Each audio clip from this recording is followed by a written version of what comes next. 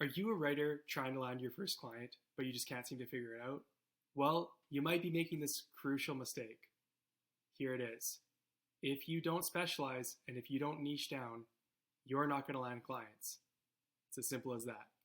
The generalist versus the specialist. Who's going to win? This debate happens all the time. Well, I'll tell you this much.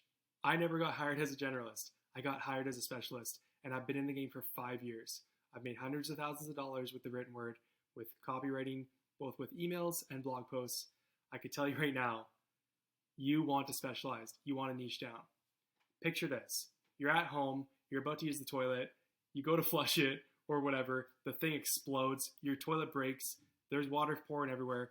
Who are you going to call right now when your toilet explodes and is flooding your house? You're going to call a plumber. Why would you call a plumber? Because plumbers specialize in everything to do with your water and your plumbing and your showers and your this and that. They know toilets and they know how to fix them quick. Who would you not call? You're not going to call the general handyman. Why? Because you have an urgent need for plumbing right now.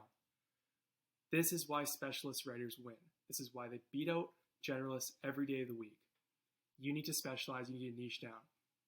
When you offer a very specific solution to a very specific problem for a very specific person, and you go in and 9 other guys, somebody needs emails and they're a SaaS company.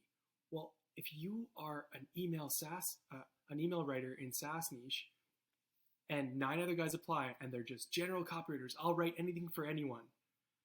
Who is that person going to hire? Who is that SaaS company going to hire to do their emails? 100% of the time, they're picking you, the SaaS email writer. Because why? Because you are the master of SaaS email. It's all about positioning. Pick your lane, master it. If you want to go general and broad out after that, that's up to you. But don't do this until you hit at least 10 clients, you have at least 10 samples, 10 case studies. Go specialize. You're going to make more money. I guarantee it.